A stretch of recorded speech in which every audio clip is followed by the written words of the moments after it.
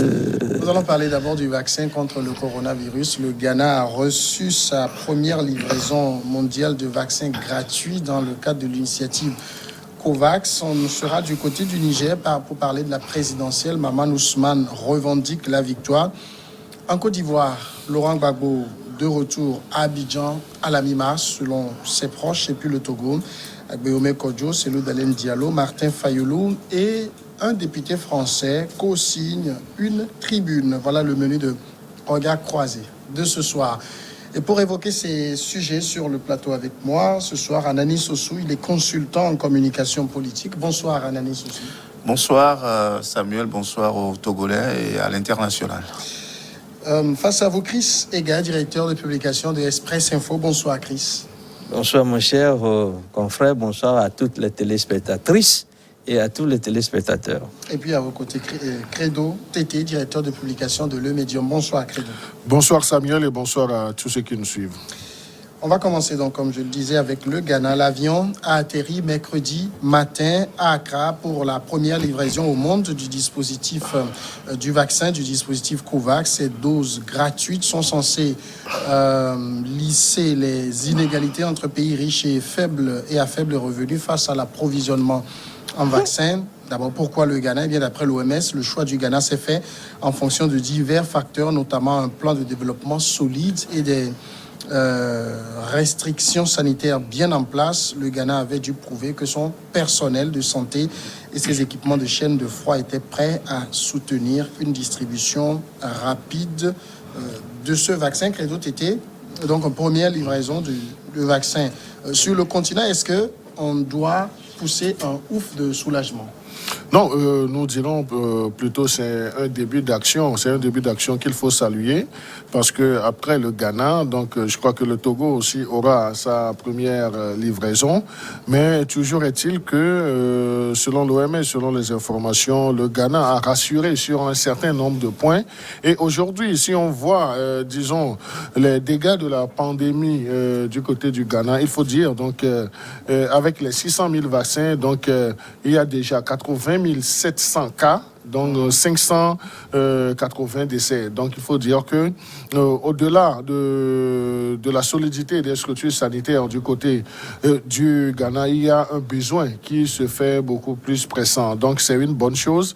Et ce qui est également réconfortant, donc c'est le vaccin AstraZeneca, donc qu'ils ont reçu. Ce n'est que la première livraison. Donc nous poussons un ouf de soulagement tout en espérant que les autres pays africains, surtout ceux de l'Afrique de l'Ouest, auront également cette opportunité. Anani Sossou, satisfaction également de votre côté de voir aujourd'hui que le continent commence également par avoir sa part de vaccins?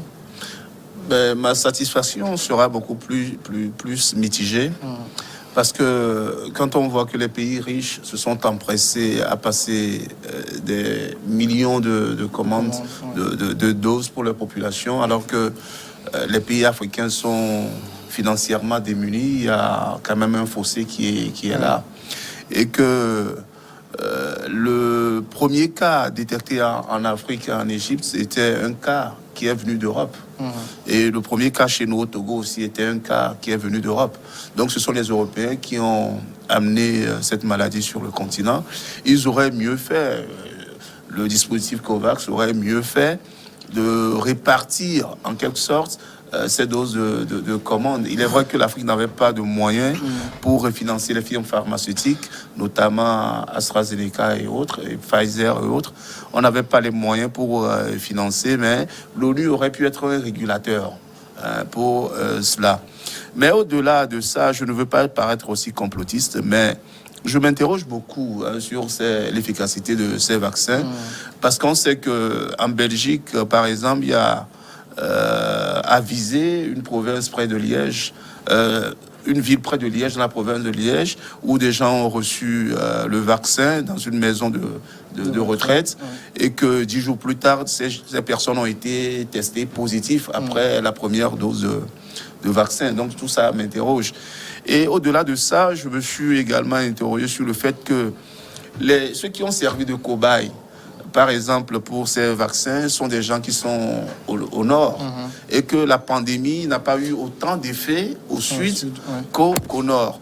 Mais ceux qui ont servi de cobayes, c'est des gens qui sont au nord, qui vivent dans un environnement qui est différent du nôtre, ici sous les tropiques, où, par exemple, les scientifiques ont prouvé que l'environnement dans lequel nous nous trouvons, notamment le climat, notamment les espaces les espaces dans lesquels nous vivons, et le fait que depuis l'enfance, les Africains sont habitués, par exemple, à prendre la chloroquine, etc. Qui ont permis à ce que nous ne soyons pas aussi infectés que les pays du Nord. Donc je me demande, est-ce que tout cela, pour faire les vaccins, est-ce qu'ils ont tenu compte de ces aspects-là pour faire une expérimentation d'abord dans les pays du Sud, pour voir si le vaccin qui sera efficace au Nord sera le même que chez nous au Sud aussi.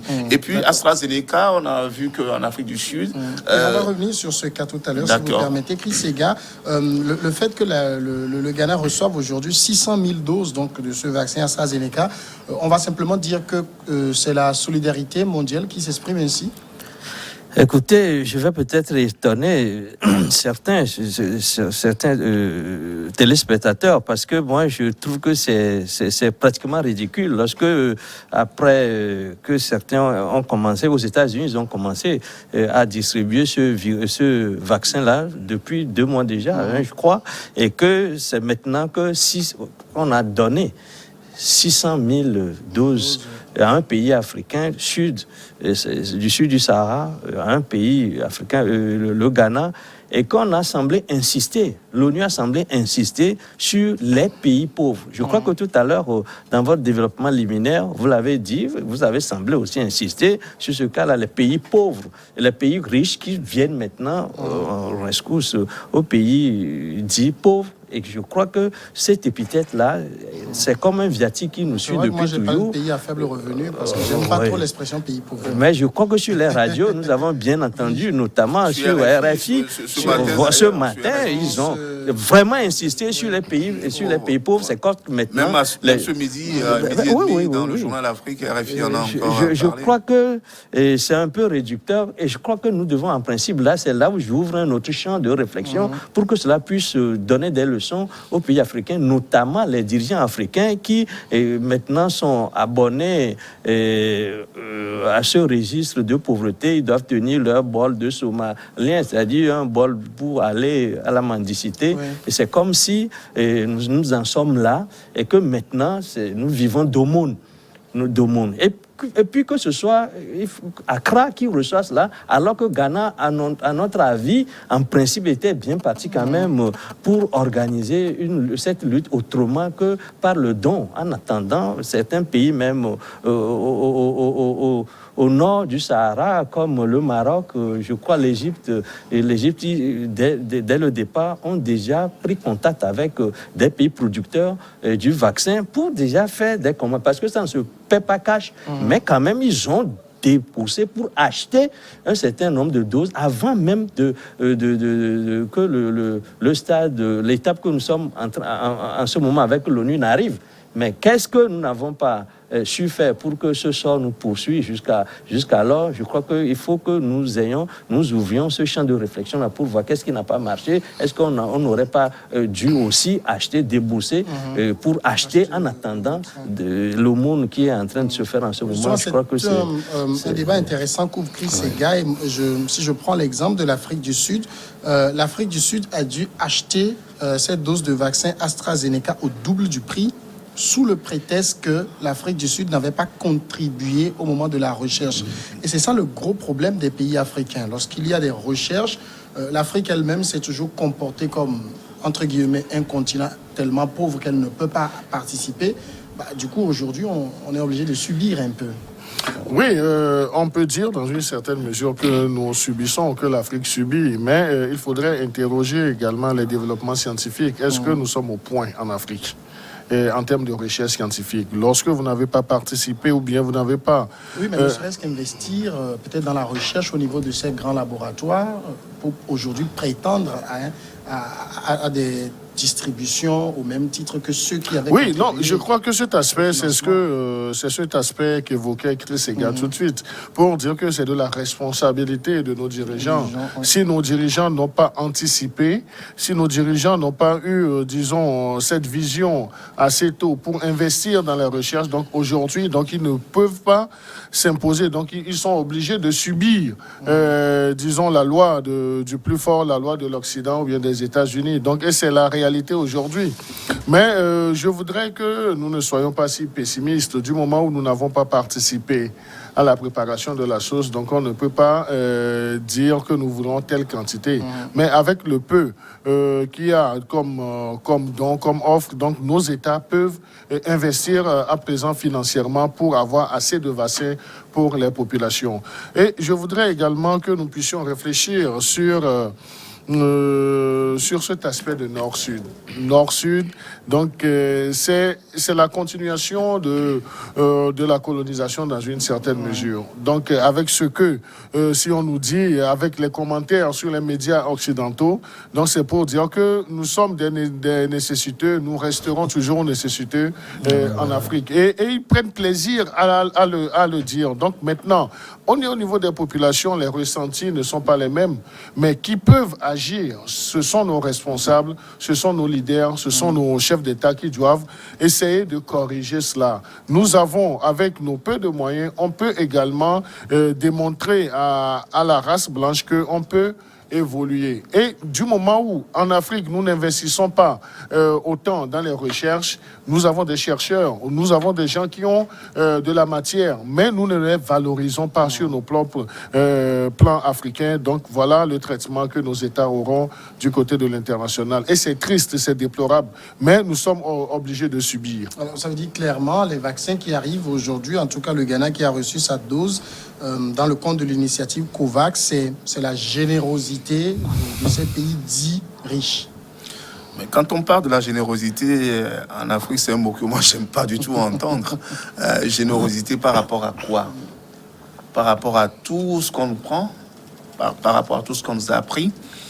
Eh bien, ce mot générosité, il faut quand même que l'Africain arrive à le proscrire de son vocabulaire, parce que rien ne se donne gratuitement sur ce continent. Aucun pays développé n'a jamais aidé l'Afrique, bien au contraire. Vous vous souvenez des plans d'ajustement structurel où on nous a ponctionnés, on a fait des coupes budgétaires, on a licencié, etc. Mais on a payé plus que ce qui devrait être ce qu'on a pris. Donc, il faut qu'on arrête avec cela. Ceci étant dit, il ne faut pas oublier quand même que derrière tout ce qui se passe aujourd'hui où les pays puissants, entre griffes, ont investi énormément, il ne faut pas oublier que derrière aussi, il y a la surenchère de Big Pharma, des firmes pharmaceutiques. Surtout, c'est eux qui font la loi maintenant. Qui ont fait la loi, où il y avait au départ des produits qui étaient beaucoup plus simples, parce que je suivais le mardi dernier sur Canal+, Enquête d'Afrique, une émission Enquête d'Afrique où il était justement question de la Covid-19, pourquoi l'Afrique n'a pas été tellement atteint, ou un professeur. Vous savez que en Afrique, l'Institut Pasteur de Dakar est l'un des instituts les plus renommés en matière de recherche, en matière d'infectiologie. Donc, le professeur qui disait que la plupart de ces patients ont été soignés à la chloroquine. Et quoi qu'on dise, docteur Raoult, le professeur Raoult a été décrié, mais son médicament qu'il a dit a fait des miracles partout en Afrique. Même ici, la cellule de riposte contre la Covid avait dit publiquement sur les chaînes de télévision, à la TVT, qu'il guérissait les malades, soit en quarantaine, soit avec de la chloroquine. Les cas les plus sévères, à la chloroquine était ajoutée l'azithromycine. Donc, il y avait quand même ces médicaments qui étaient moins chers, mais comme le Big Pharma voulait profiter de la crise sanitaire pour s'en mettre plein les poches, ils ont monté la surenchère à tel point que les États dits riches, les États occidentaux comme les États-Unis ou les pays européens, ils sont tombés dans le panneau. Ils ont investi plus que ce que la recherche a coûté. Et aujourd'hui, il est malsain que ces firmes-là puissent vendre à notre continent le double de ce qu'ils vendent le double du prix de ce qu'ils vendent aux pays du Nord. Donc c'est complètement suranné lorsqu'on est là et qu'on puisse penser qu'en matière de santé, on puisse faire de la surenchère pour gagner de l'argent. Or, la santé la santé passe avant tout. On ne peut pas vouloir gagner de l'argent pour guérir des gens. Donc, je ne sais pas si vous voyez ce que je veux dire. Donc, c'est malsain. Au-delà du fait que l'Afrique pouvait faire des recherches, il y a d'éminents professeurs sur le continent qui pouvaient faire des recherches, qui pouvaient inventer même des vaccins propres au continent. Il est vrai que en matière de recherche, quand on voit au niveau des budgets de l'État, le prix de la recherche est tellement infime. N'oublions pas que la France n'a pas encore son vaccin non plus. Bien sûr. Hein? La France n'a pas son vaccin. démissionné de la course. A démissionné de la course. Donc, il faut dire que l'Afrique pouvait mieux faire. Mais n'oublions pas le rôle négatif que jouent les Big Pharma dans tout ceci. Alors maintenant, autre aspect de cette distribution, c'est le vaccin AstraZeneca qui est distribué dans le cadre de l'initiative COVAX. Et le débat sur l'efficacité, l'innocuité de ce vaccin n'est pas encore clos. L'Afrique du Sud a été l'exemple le plus patent ces derniers moments. Finalement, pourquoi c'est celui-là qu'on choisit de distribuer? Qui a choisi de distribuer? C'est selon votre proche que vous recevez. Et vous recevez selon votre proche. Parce que c'est gratuit, bon, c'est eux qui envoient. Donc, c'est ce que je dis, c'est selon votre poche. Si vous avez la possibilité d'acheter chez un autre fournisseur, je crois que vous avez le choix. Mais là, on a parlé tout à l'heure de l'aumône. Nous avons attendu, les pays africains ont attendu qu'on parle, que finalement, il est question d'aumône pour tendre la main. S'ils avaient les moyens ou bien s'ils avaient anticipé, ne serait-ce que déjà acheter quelques milliers de doses destinées au corps médical, parce que ceux-là sont les plus exposés. Et je crois que dès le début déjà, on en parlait qu'il faut au moins que ceux qui soignent le corps soignant, le corps médical au moins soient soignés pour pouvoir faire face.